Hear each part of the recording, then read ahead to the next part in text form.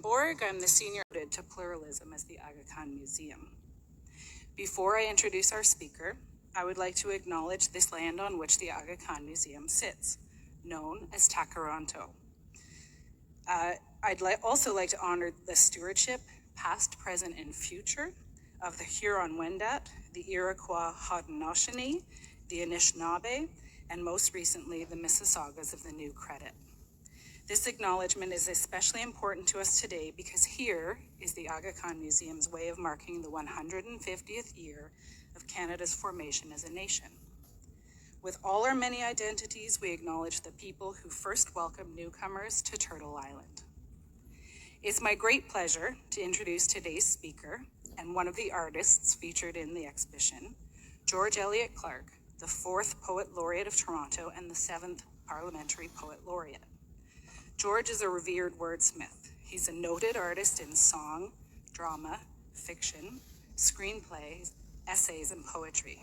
He's now teaching African Canadian literature at the University of Toronto. Clarke has also taught at Duke, McGill, the University of British Columbia, and Harvard. He holds 8 honorary doctorates, plus appointments to the Order of Nova Scotia and the Order of Canada. His recognitions include the Pierre Elliott Trudeau Fellows Prize, the Governor General's Award for Poetry, the National Magazine Gold Award for Poetry, the Premiul Poesis from Romania, the Dartmouth Book Award for Fiction, the Eric Hoffer Book Award for Poetry in the US, and the Dr. Martin Luther King Jr. Achievement Award.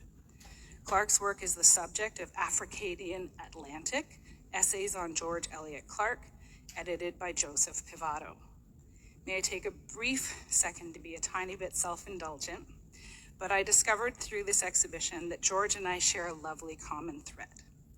My late father was one of George's undergraduate professors at the University of Waterloo, and we recently were able to share happy memories of my dad in what felt like the most sincere and friendly Canadian way for 2 strangers to connect by email.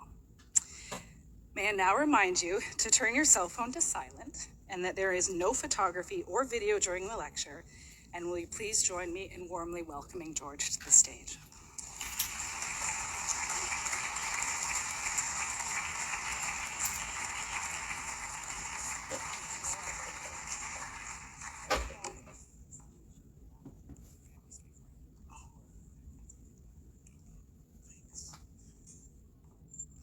Good afternoon, everyone.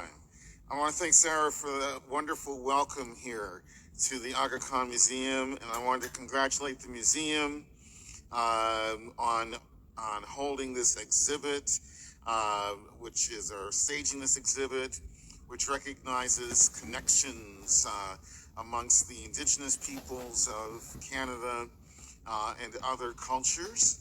And I'm very pleased to have a poem that is part of the exhibit, and a poem that speaks about my own mixed heritage, which may not be absolutely visible to you, and I wouldn't blame you if you wanted to perceive me as representing a whole series of different potential ethnicities. It's okay, because I can tell you that whenever I travel across this country and internationally, I'm often stopped and questioned about exactly who I am and exactly where I was born, because my particular complexion and hair and accent seem to suggest lots of possibilities to lots of border guards and lots of airport security folks as well. Who are often surprised that I don't happen to know Arabic, or are surprised that I was born in Canada, and are surprised that I don't have a Jamaican accent, or are surprised that I don't speak Spanish, and so on. So I've had lots of experience trying to explain my presence on this planet and my particular mix of DNA to lots of folks over the years. And so as I edge into speaking about reconciling First Nations and Afro-Métis identity, I'll just share with you a number of the identities I have been accorded. I've been thought to be Chinese. I have been described as being Malaysian. I've been described as Turkish. I've been, of course, thought to be Cuban, African American, except that my accent isn't quite correct for the African American identity.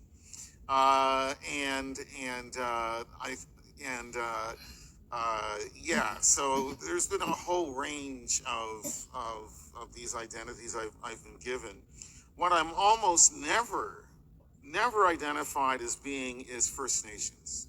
I'm almost never identified as being thought of as being part Native or as Métis. And in fact, the first time in my life that I was ever told that I was, in fact, Native or had some Native characteristics or was part Indigenous and so forth was when I was 39 years old, way back 1999. A Native woman, a Métis woman in British Columbia, took one look at me and said, "You are part Native." I was so floored. I was so amazed. Then she gave me a package of sweetgrass. And it sent shivers down my spine. It sent shivers down my spine today to be recognized as having a partial Indigenous identity. So I want to talk about that a little bit more than maybe in the question period. I can share some of my scariest border crossing anecdotes with you, and so on. But maybe I'll do that right away, just to get it out of the way and give you something to smile at, or perhaps shake your heads at, and so forth. This goes back to 2014, and I was in Scandinavia. I happened to have been in Finland. I was on my way back to the United States, to Boston, where I was at that point teaching at Harvard as a visiting professor. And so I had a flight itinerary that went from Helsinki to Stockholm, and then direct flight from Stockholm to Boston. And when I was changing aircraft in Stockholm, getting ready to leave one flight and board an American Airlines flight to get to Boston, I had to pass through security and the metal detector and so forth. And of course, as someone who travels a lot, I know what to pack and what not to pack. So no alarms were set off, but that didn't matter. Two security guards still approached me and asked for my ID, my passport, which I produced for them. Then they started to basically kind of massage the passport and riffling the pages and tugging at the pages to see if it might come apart. But you know, it's an official Government of Canada passport, so it's not completely tacky. And they continue to fiddle with it just to see if there might be something wrong with it in some way, shape, or form. And then they kept asking me over and over, "You were born in Canada?" Yes, I was born in Canada. That's what the passport says. Are you sure you weren't born someplace else? My mom did not tell me I was born anywhere else but in Canada, and so on. And so finally, because they were not satisfied with either the passport or my truthful answers to their questions, they asked me if I had any other piece of ID that could establish for sure that I was actually Canadian. And I happened to have, completely by accident, my Ontario driver's license. So thank you, Province of Ontario. You saved the day. But that still, even that was not quite good enough for them, because then they wanted to know if I knew how to make a bomb. They wanted to know if I was carrying a bomb. They wanted to know if I could identify a bomb if I happened to be carrying one. Luckily, I was able to say no to these questions, except I did say that I've seen people with bombs in movies, so yeah, maybe I could identify a bomb in that way, given my exposure to them in popular culture. Uh, and I've completely forgot, luckily for me, I completely forgot that a long time ago, 1975, for my grade 9 science project, I designed an atomic bomb. Uh, it's a good thing, I didn't remember that at that particular moment. Anyway, they were finally, they had to give up, essentially. They were still kind of unsure about my identity, but they eventually had to give me back my passport and let me proceed. But before I left their purview, they asked me, was this too much? Did you really find this to be too much to deal with? I said, yes. You know, it really was. And you should get used to the fact that there are people who are brown in complexion who are also Canadian. I'm not going to be the last one that you ever encounter. So get used to that, folks in Stockholm. Anyway, sorry for that little anecdote, but here we go. Identity. I begin with a poem. Being pure sang Métis, my charisma's ambiguous like dark wine that's rosé. And my tongue sports obscene mutterings, cusses, squats and squiggles, ripples and raps, clear and superficial as ink, trenchant as prayer. The kernel, ungodly poet, that's me. Acid bathed, not sugar coated, an ecstatic monster, a jabbering chimp. Should I be as colorless but bloody as Whitehall, the White House, Versailles, and La Tour de Belém, and other slave capitals? I lark with crows, make Camelot a hell. I'm rooted in the Sargasso. My smile backstabs. I hurl Bibles at you like stones. In autumn 1978, I was 18, attending a youth multiculturalism conference in Halifax. When I first heard the term Indigenous used to refer to the historical Black settler population of Nova Scotia, and that's where I'm from.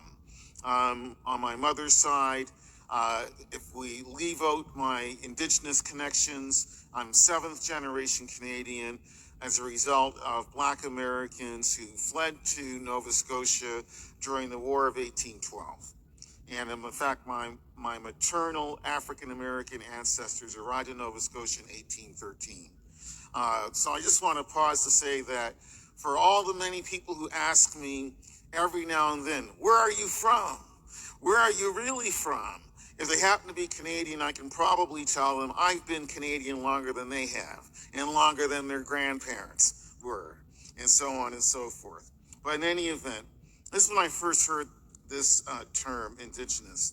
And if memory serves, it was my then mentor, the brilliant actor, gifted poet and playwright, and polemical journalist Walter Borden, who employed the term to distinguish those of us of long residency in Nova Scotia, in Canada, from more recent Black arrivals, most from the Caribbean and a smattering from the United States and from Africa.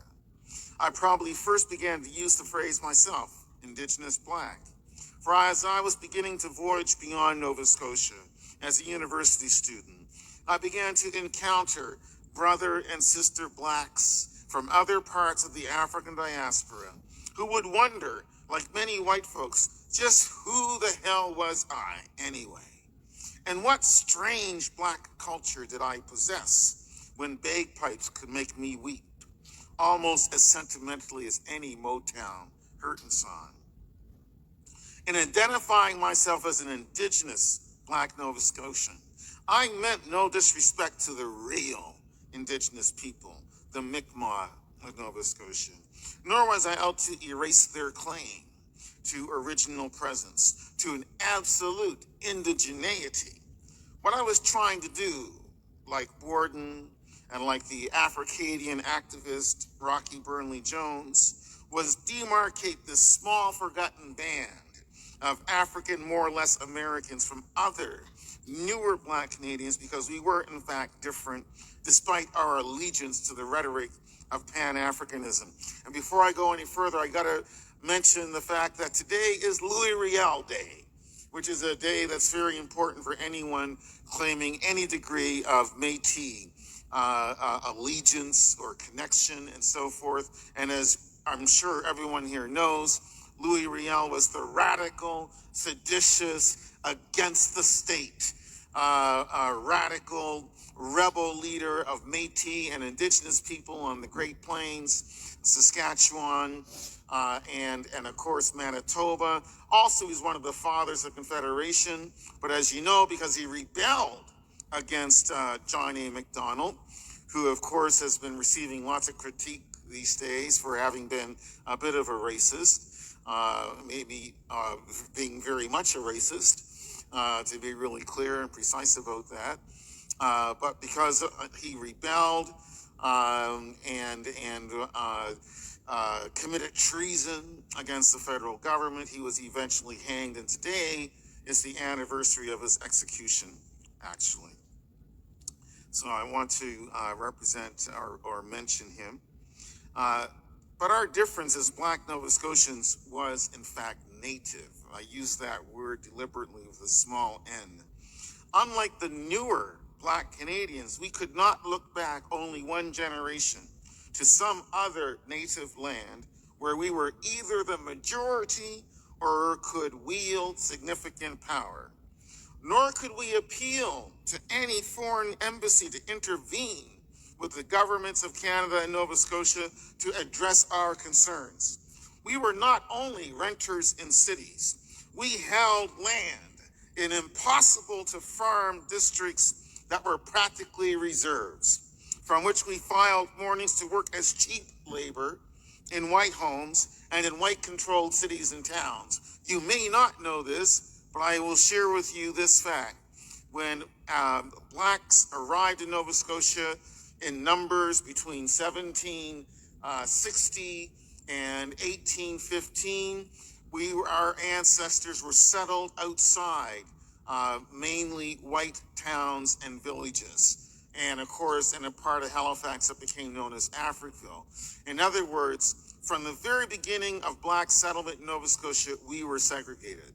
Our communities were strictly segregated to the extent that in some places we were not allowed to own land. Our ancestors were not allowed to own land in some of the white towns and white villages in Nova Scotia. At the same time, if they happened to work in a town, a white town, they might be expected to leave that town by sundown. That was actually a law in the town of Digby, Nova Scotia that was on the books until 1967, the centennial year of Canada. If you were Black and you lived in and you worked in Digby, you had to be out of town by sundown. This is not the South, this is not Dixie, this is Nova Scotia, Canada. And it's not that long ago, I'm 57. So this is only 50 years ago that law was still on the books in the town of Digby. So some of these Caucasian settlements, as I was just mentioning, had these sunset laws that said you had to be out of town by sundown. The effect of these provisions, the segregated communities, the fact that you couldn't live in the white communities in some cases, the effect of these laws was to render African Nova Scotians, or to use my word, Africadians, a virtual squatter class, dependent on low-wage employment from racialist white bosses to survive on their hardscrabble lots, about as sustaining nutritionally and economically as cemetery plots. And it's important to understand that this racially motivated economic marginalization was a product of official colonial Nova Scotian policy carried on into post-Confederation Nova Scotia and well into the 20th century, into the 1960s. So Africadians got landed, accorded land, given land, which no matter how barren or stony or swampy, allowed for a sense of community and of home ownership, even if it also meant that kinship ties and emotional ties to the land plus dependence on nearby white employment, plus a lack of access to effective schooling meant that one wasn't going to probably want to leave or venture very far from the hood. In stark contrast to first generation West Indian immigrants from the 1950s, especially, Afro-Canadians were considerably poor, proverbially illiterate, with few valued skills and little class mobility, except to jump on a train or bus and go to Montreal or Toronto, Hogtown, I should say. Maybe I should say the Six. Maybe I should say the Big Crab Apple, as opposed to the Big Apple, it's the Big Crab Apple, Toronto, Boston, or New York. So, except for relatively isolated Preston, which still has the largest all-black community in Canada. I want you to think about that for a moment. The largest all-black community in Canada, not segregated, but all-black, 5,000 people. That's just 10 miles or so outside the capital city of Halifax. Still there, they got their own volunteer fire department, black fire department, for crying out loud. And of course their own church and so on, and very strong community ties. And that's a community that goes all the way back to the 18th century. Preston, North Preston, and there's also East Preston, and so on. So except for relatively isolated Preston and its environs, the historical Black Nova Scotian community was essentially colored with a capital C, especially in the Annapolis Valley, on the South Shore, in the Northeast, and even in Halifax itself. Our blackness is really Métis. Our blackness in Nova Scotia is generally mixed. It's generally a whole bunch of colors and so on. I want to describe them: brown and tan and copper and gold and yellow and indigo and ivory and blue and even white. No matter how much we align ourselves, Black Nova Scotians, culturally and politically, with the larger African diaspora, and even with our kissing cousins in America, our kissing cousins in America, we were and we remain a community apart. Scholars even recognize the existence of African Nova Scotian vernacular English, a version of African American vernacular English that is as distinct as the variant spoken in Liberia and in Sierra Leone. Because I felt as a writer and a scholar that Black Nova Scotian or African Nova Scotian or even Indigenous Black did not and do not answer to our specificity as a broken off branch of African America, landed and abandoned in coastal British North America, I invented the term Africadian to describe us, our essence and our being, and I dubbed our communities, our land base, Africadia. So Africadia basically means a place abounding in Africans. It's based on a Mi'kmaq word. Not everybody agrees with this. Not everybody agrees with my thinking about Black Nova Scotia and Africadia and so on. And one of the persons who disagrees with me is a scholar by the name of Paula Madden, who says that by trying to claim an Africadian identity and identify Black Nova Scotian or Africadian communities, I am making a claim against the Mi'kmaq people. I, she says, am making a claim against the land and territory of Mi'kmaqi. So from her perspective, folks who complain, for instance, about Africa must be ignorant and insolent in terms of complaining about the obliteration and destruction of that community, 1964, 1970, because after all, if there is no such thing as an Africadian, if there is no such thing as a historical Black Nova Scotian, if there is no such thing as being able to claim a landed identity with communities and property and homes and schools and a volunteer fire department going back centuries, if we cannot identify ourselves as being a unique, special culture amongst the African diaspora, then why should we complain about the destruction of Africville? Because Africville is one of our communities. How can we complain about it? Because Africville was sitting on Mi'kmaq land.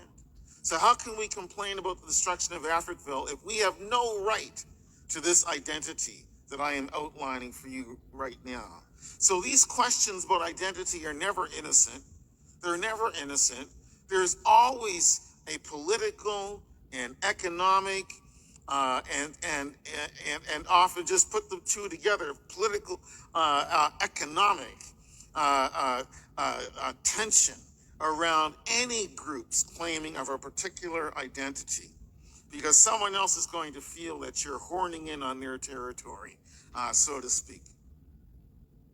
And another complaint I have with Madden's thesis from 2009 is that she argues that the collaborations between Africans and indigenous people, or Afro-Abo, I will say, African, Aboriginal, Afro-Abo, are very awkward and don't make much sense.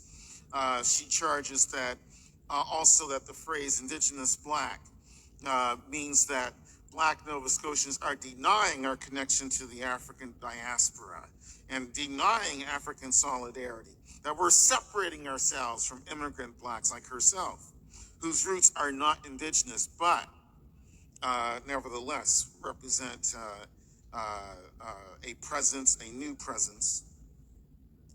Her charges are significant, and I do feel that I have to reply.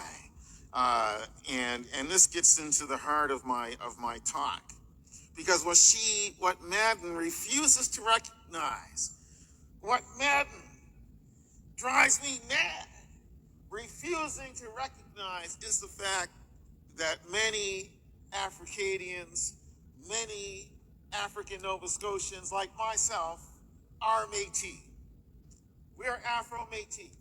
We are Afro-Indigenous. We are mixed gloriously with indigenous people, with Caucasians, Europeans.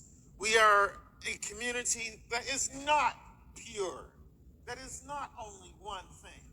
We are a glorious mixture of all kinds of folks who ended up calling Nova Scotia home, or ending up in Nova Scotia, or who are in fact still indigenous to Nova Scotia.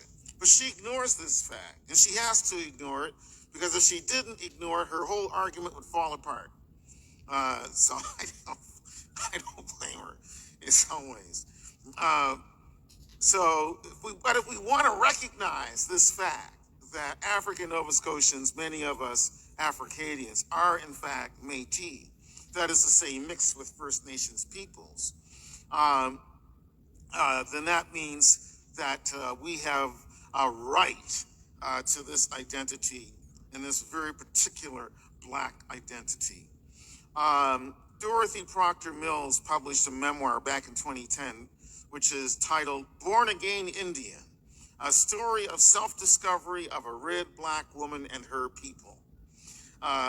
Dorothy Proctor, I think, has done trailblazing, pioneering work in looking at connections between Black people and indigenous people, especially in Nova Scotia. And she answers a question. Maybe she's wrong with her answer, I'm not sure, but I like her answer. But the question that she addresses in her memoir is, why is it that so many Black and indigenous people, red Black people, or Black red people, do not recognize their indigenous heritage, do not recognize that they are Métis? Why is it that so many of us do not claim indigeneity, even though we have it, do not claim our connection to indigenous peoples? And she says that is because of racism. But in a very particular application of racism, she says that whenever African and Aboriginal people got together, because of just the different DNA involved, The children of these unions came out looking lighter complexion than than either parent. And so in order to pass the children off as being mulatto, to use a horrible term, as being mixed race, as being part black, part white, well, you can see already where I'm going with this. A lot of parents having a lighter complected child, a lighter looking child, a whiter looking child, even though the parents were African and indigenous, African and Aboriginal, pretended that in fact they had white ancestry, pretended in fact that they were part white, in order to put forward the children as being part white. This was done in order to try to mitigate the anti-black and anti-indigenous racism, anti-black and anti-indigenous racism. So what some parents did long time ago, 50 years ago, 100 years ago, 150 years ago, 200 years ago, what they did was say, oh yeah, you're part white. That's your ancestry, and so on. And so that might help you, depending on how you look, that might help you avoid the worst possibilities of anti-black and anti-white racism and so forth. It's a very interesting theory, and I believe that there might be something to it. So I'm happy to share that with you. No one can tell how vast this camouflage was, this conspiracy of camouflage, of camouflaging origins. No one can tell how vast it was. But I can tell you that as a card-carrying member, although I don't have my card with me, it's at home, but I am a card-carrying member of the Eastern Woodlands Métis Nation, Nova Scotia. The Eastern Woodlands Métis Nation, Nova Scotia. In order to get that card, I had to establish my bloodlines, my connections to indigeneity on my mother's side, most definitely. So I'm happy to say I'm not in any kind of Joseph Boyden crisis here. I'm happy to tell you that. Sorry, but with all due respect, and props to Brother Joseph. Props to Brother Joseph. I'm just happy to say that I don't have to go into any kind of explanation, presentation, and so forth. My records are on file with the government of Nova Scotia, for crying out loud. And they must know what they're doing. They must know what they're doing. I'm going to say that. So I do believe that there are many Africanians with Aboriginal and or Mi'kmaq ancestry who know nothing of their roots and who are a mystery both to themselves and to purebred natives. Proctor Mills tells us, to be sure, there were black Indians in other parts of Canada, but not as many as in Nova Scotia. She also insists many red black people are quantitatively more Indian than black, but because of their African features, it is difficult for them to broach the subject. It appears to be much easier to claim white blood than Indian blood. Indeed, many African Nova Scotian communities and surnames are simultaneously essentially Métis and Mi'kmaq. And I can talk about communities like 3 Mile Plains, where my mother's family is from, and where I still own land in Nova Scotia, Mount Denson, Truro, Lakeele, and others. And the surnames, Croxon, Francis, Johnson, Robinson, States, these are surnames shared by Indigenous people in Nova Scotia as well as those identify as being black. So none of this information that I'm sharing with you is meant to challenge Indigenous primordiality in so-called Nova Scotia. However, the truth of Black and Mi'kmaq métissage complicates any too easy and too pat division between our two communities, and also, I think, kills the simplistic notions regarding the political surrealism, supposed surrealism of Africanian land claims. The fact of the matter is, and I don't care who gets upset about it, the uncomfortable fact is, or maybe I should say the comfortable fact is, African heritage peoples and the First Peoples, First Nations, are intertwined prodigiously, intertwined prodigiously in Nova Scotia, even if both entities are ignorant of this reality and history. And they have much in common, beginning with DNA and extending to cultural assertion. In my own family, matrilineal Aboriginal and African, I see aunts, uncles, cousins who can pass not as white but as native. When I look at First Nations representatives or meet our people in my travels, I see folks who resemble many Africanians. Yes, I identify myself, and I usually am identified by others as being black. But I boast around my ears what older folks call Micmac curls. And my handsome, gorgeous tint, I'll call it gold cinnamon. Just because cinnamon gold cinnamon. Anyway, it's common to those of us who have some Aboriginal admixture.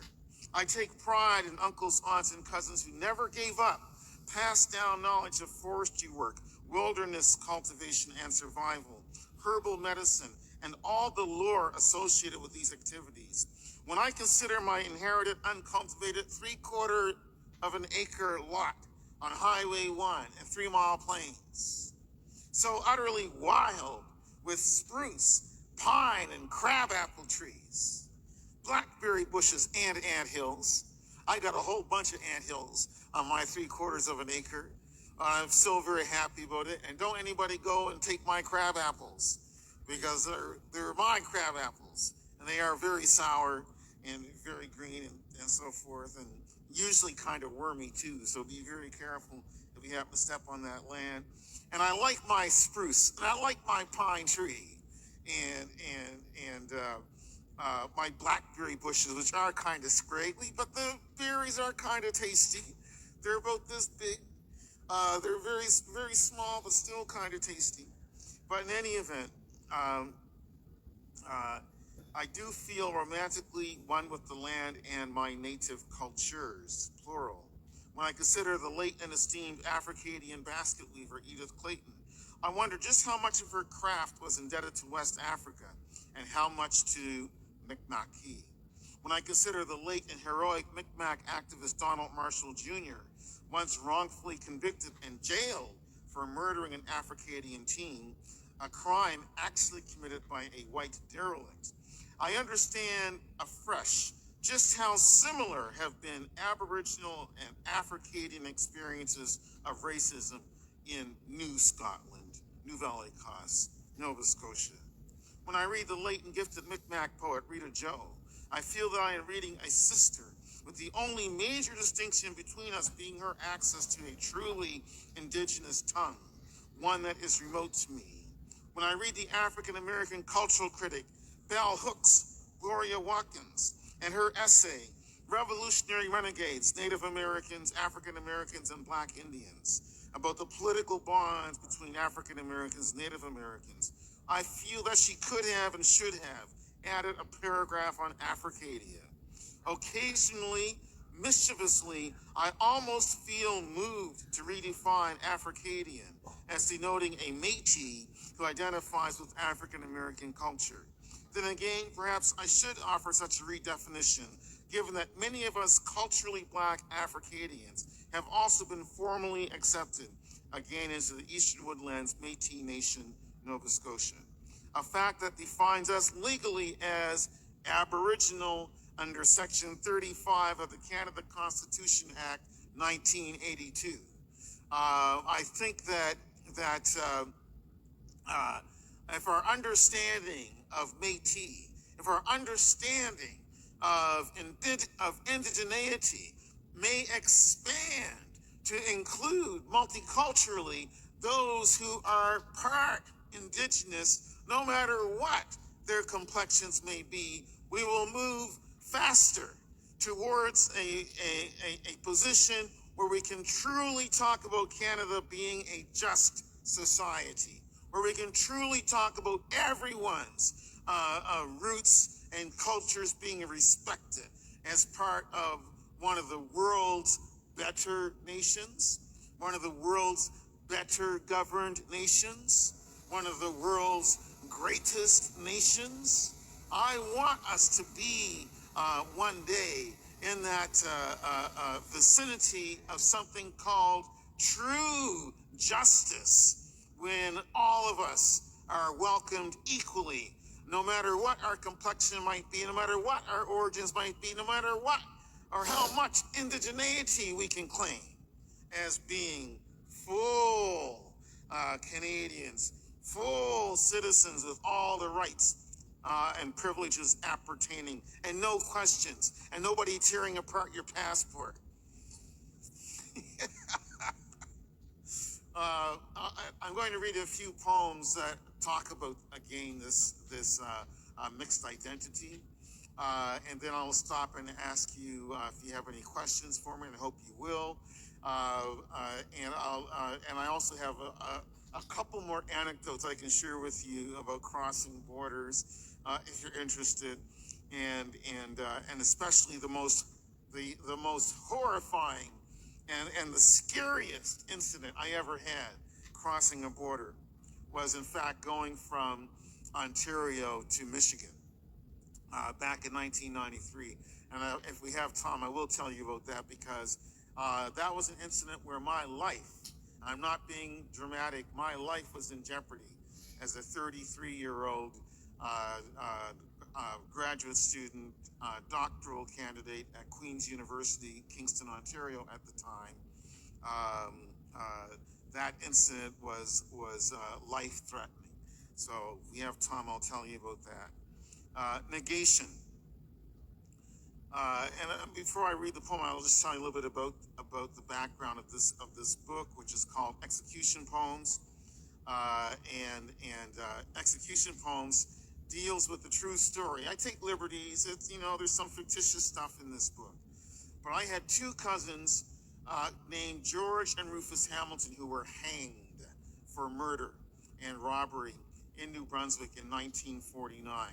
I knew nothing about these two young men. They were aged 22 and 23 when they died in Fredericton, New Brunswick, July 1949. I didn't find out about them until I was 34, 1994.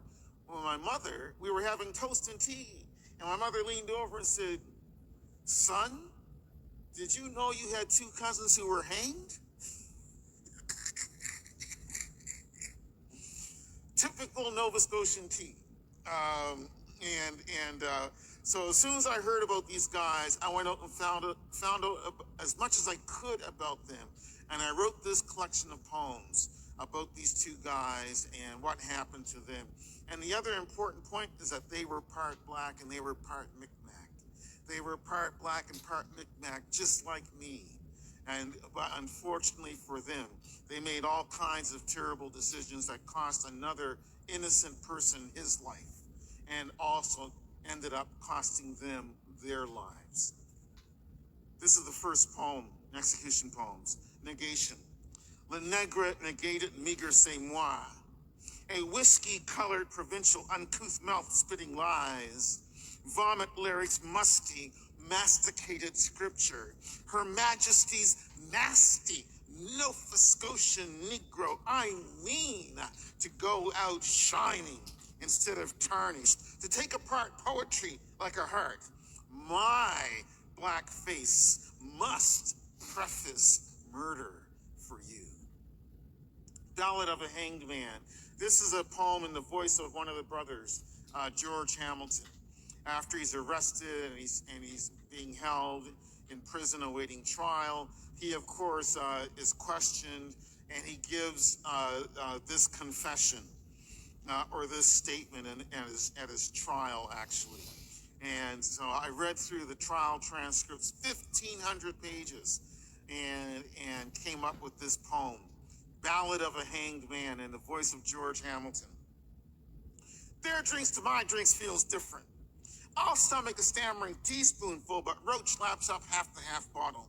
He slops glass for glass with the best. I sidle in easy, the taxi with a hammer harsh, in my pocket. See, as a wed man, I don't care if I wear uglified overalls, but I ain't gonna hear my child starve. I had the intention to ruck some money in my own heart. I wanted to rape money because I was screwed in my own heart. I took scared, shaking inside of me. I knows Fredericton reporters can prove Zoot Suit Vine style, not my viciousness. I was shaking all that evening, my mind shaking, but my child was hungered. Have you ever gone in your life going 2 days without eating? And whenever you get money, you're gonna eat and eat regardless of all the bastards in Fredericton was busting the head, skull jimmy open. This is what I'm sermonizing in English. Homemade brew, dug up fresh, tastes like molasses. We had some good. Logic does not break down these things, sir. If I hadn't dropped the hammer laughing, silver would be laughing now, laughing, silver, moon, and snow dropped on the ground. 2 pieces of bone driven 2 inches deep in his brain. What's deeper still, the bones of the skull were bashed into the brain. Blood railed out. I was so mixed up. My mind bent crooked. Silver's nicked face and hand bleached cold. Inside the sedan, 19 black 49 sobbing Ford. Outside, snow and ice smelling red stained. I ain't dressed this story up. I am enough disgraced. I swear to the truths I know. I wanted to uphold my wife and child. Hang me, and I'll not hold them again. Something for fun, because of, that's a kind of little bit serious poem. So this is just for fun. And this represents the multiculturalism of Canada, the multiculturalism of Halifax. And the poem is called Haligonian Market Cry. And sometimes people think, I'm not getting off on a tangent here, I just want to say this, I got to get this out. Sometimes people think multiculturalism is a new thing in Canada. That Pierre Trudeau said multiculturalism in 1971, October 1971 in the House of Commons, and all of a sudden Canada was multicultural. I think this is a falsehood, and we should not allow that falsehood to be perpetrated. I want to say to you that, especially if we want to think about the indigenous occupiers or original peoples of this land, then we have to say, given the multitude of First Nations, we have to say that Canada always was multicultural. What we call Canada now was always multicultural from primordial time, always multicultural. We want to talk about the arrival of European settlers, beginning especially in the 16th century. And if we want to talk about the arrival of Africans as slaves, and then as people escaping slavery in the 18th and 19th centuries, we want to talk about the arrival of Chinese to Canada to help build the railway. We want to talk about the Russians arriving in British Columbia 150 years ago, fleeing war and fleeing dictatorship in Tsarist Russia, wanting to have a pacifist community, Doukhobor community in British Columbia. We want to talk about Japanese coming to Canada to be fishermen in the early part of the last part of the 19th century, early 20th century. There's no way anybody can lie about Canada only becoming multicultural in the last 50 years, the last 40 years, the last 30 years, the last 20 years, the last 10 years. That's a lie. Canada always was multicultural, always was from the very beginning. It is simply more multicultural now, and folks should get used to it. Haligonian Market Cry. So this poem is based on the voices of the Halifax marketplace. I got hallelujah watermelons, virginal pears, virtuous corn, Munich et altera winkit, luscious fat ass watermelons, plump pears, big butt corn, Lagusta Estehardine, come and get it, cucumbers, hot to trot, lust fresh cucumbers, voulez-vous coucher avec moi, watermelons, go to church and get redeemed, watermelons, oh peccatori in veritas, good God, cucumbers, righteous pears, golden Baptist corn, they really stopped their eye and like to cough. I got sluttish watermelons, sinful cucumbers, jailbait pears, planted by Big Mouth Chaucer and picked by Sugar Shakespeare. I've got to read one more poem, which is part of the exhibit, and then I'll ask you if you have any questions, and please don't be shy. This poem I wrote when I was 17. I'm really very pleased it's part of this exhibit. So 17, that's 40 years ago, 1977 for crying out loud. And I was visiting my grandparents' home in 3 Mile Plains, which, as I already explained, is a mixed white-black native community going back 200 years, where, again, I still own some anthills. So, very nice. I have now seen as my response as a teenager, thinking about my mixed heritage and what this place means for me, and the poem is part of the exhibit. I have now seen nestled twixt warped ties of rusted train tracks, snow, aged, dingy, gray and black, frosting loose, brown dirt and jumbled gravel, while a stream hisses neath thin, dull ice, and look out over fields flecked with patches of grisaille grass, the tint of putty, and wind as subdued gasps, intimations of winter seasonal assassinations. Under ledges of runaway clouds, my love, hunting eyes view stark outhouses, the dirty snow frames under a dust bowl sun. The pothole-pocked dirt road sprawls toward the pine-serrated horizon, where rough-edged hills lined with chicken wire fences, sagging barns, and derelict farms unfurl also. I see ragtag scarecrows murdered by knifing winds, bleeding straw in the snow-snuffed fields. Among broken wagon wheels, the last monuments to red dust cowboys who once twanged Moon June silver spoon tunes to hayride Madonnas on rickety house steps, bordered by violently ruddy roses and dead conches holding the ocean's roar. This is the now and then, the future and the past. The hollow corpse of a 57 Chevy lays half interred in a rambling drift, half smothered by the ivory quicksand. Suddenly, the shrieking banshee horn of a rushing steel juggernaut boxcar hauler resounds and detonates across these hilly plains where fir trees, evergreen, point directly to stars, visible or not, that pinpoint where Aquarius strides with his medicine water of galaxies gleaming, pouring silver against indigo velvet.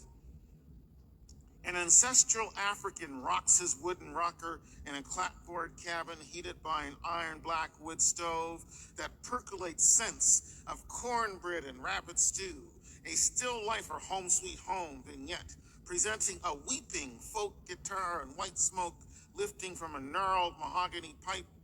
Add a disordered wood pile, a dead orange tractor, and evacuated dreams. I have this old man Zulu spear, actually a Micmac cane. I have this old man's Zulu spear. No, actually, it's a Micmac cane. And I perforate snowbanks with the crooked wooden point. From now on, if I must cry, let the tears signal joy. 3 Mile Plains, Nova Scotia, 19th of February, 1977. So here's the story about the Michigan border crossing. So I'm a PhD candidate in English at Queen's University, and I'm invited to speak at the University of Southwestern Michigan in Kalamazoo, Michigan. And to get from Kingston, Ontario to Kalamazoo, Michigan, the most sensible way to go was by train. And so I jumped on the train on a Tuesday via rail, and then of course in Toronto switch over to Amtrak, and then at Sarnia I crossed the border along with all the other Canadians, of course, and everybody else on the train. We all crossed the border from Sarnia to Port Huron, Michigan, and the train is stopped. And the border police, U.S. border police, Immigration Naturalization Service folks, not Homeland Security yet at this point, 1993, board the train and begin to ask us for our ID and to question our reasons for visiting the United States and so on. The officer who approached me had really badgered a fellow sitting behind me, demanding to see how much money he had on him. It turned out he had $100 US, and so he was allowed to continue unmolested on his journey. So I thought, oh my golly, they're giving this fellow a hard time. What's going to happen to me? I hadn't really been in the U.S. very much at that point in my life. Up to that age, I think I'd crossed the border 5 or 6 times in my entire life at that point. So I was a little bit nervous about the whole thing, even though it's only the U.S. border. I was still kind of nervous about it. But anyway, the officer finished up with the fellow sitting behind me, and he came to me and asked for my passport and asked for my train ticket. And he asked me what am I going to do, what was I planning to do in the United States. And I said, I'm going to give a talk on poetry. Absolute truth. I was giving a talk on Canadian poetry at the University of Southwestern Michigan. So he says, really, you're giving a talk on poetry? I said, yeah. And he said, okay, so when are you returning? I said, well, you have my ticket. It shows I'm returning on Thursday. This is Tuesday, so day after tomorrow. He said, you're coming back by train? I said, yep, you got my train ticket. I'm coming back by train on Thursday at this time, as it indicates on the ticket. He said, great, fine, carry on. And that was that. So I went to the university, gave my talk. Thursday, I'm back on the train, returning to Canada, and we get to Port Huron, they stop the train. And I thought, that's really odd. Why should they stop the train here? They should stop the train in Sarnia once we cross the border, and let the Canadian Border Police Agency check us all out. But no, the train was stopped in Port Huron, just inside the American side of the border, and the announcement was made that all Canadians must detrain. We all had to get off the train. So there were about a dozen of us, and so I joined roughly 11 others, and for the record, I got to mention it, I was the only black male in this group of 12 or so. And so there we are, we're on the station platform, and then out of nowhere, and I'm not exaggerating, a SWAT team appears with machine guns and the dark sunglasses and the flak jackets and so on, and some dogs. It was like a scene out of Midnight Express, if I can refer back to that film jocularly, keeping in mind that it is also full of racial stereotypes, so I don't mean to give any support to those stereotypes. What I'm really trying to indicate here is that I felt like I was in a police state at this particular moment. So this squad of I want to say soldiers, but I'll say police surround us on the platform, and then slowly but surely, as their training would allow, isolate me, this group of guys, heavily armed. As far as I'm concerned, they're all heavily armed, and and uh, and also their dogs, which of course are sniffing for drugs, are now focused on me. And they keep throwing something down by my feet and telling the dogs, find it, find it. And the dogs are going crazy, but they're not finding it. Whatever they're supposed to find, they're not finding it. They're running around all over the place, but they can't find what I know they thought I would be carrying, drugs. All right, but no, it was a fruitless search. And so then one of the officers approached me, and he had a really nervous, frightened look on his face. He was more nervous and frightened than I was. And he said, "Sir, would you mind taking part in a demonstration?" And again, Midnight Express came to my mind. And I thought, holy smokes, I better not, I can't say no. I can't say that I don't want to be part of this demonstration. Who knows what will happen next? With all these guys around, and how well are they trained? Do they all have itchy trigger fingers? And they might say, well, we thought he was reaching for a weapon, and then all of a sudden, a gun burps once, and I'm dead or dying. So I thought, I don't really have much choice here. I better say yes. And so at that point, keeping in mind I'm not the most virtuous person on the planet, but at that point in my life, it was the only time in my life I was ever given hard drugs.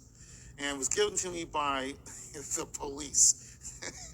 The police actually gave me crack cocaine to hold, so they could test out to see whether the dogs would recognize that I was holding this contraband that they gave me to hold. So this time the dogs jumped up and their noses touched my hand, and they did that a couple times, and then they were satisfied that the only drugs I had were the drugs that they gave me, property of the United States government. So the fellow who had approached me very nervously before now approached me with a very sorry look, like a disgusted look. You have to say, well, that didn't work, right? And he was kind of like upset with this whole sting operation that hadn't stung me. So he, of course, took back his drugs, and everybody disappeared. As fast as the SWAT team had come out of wherever they were, they all gone, disappeared again. And so we all started to go back to the train.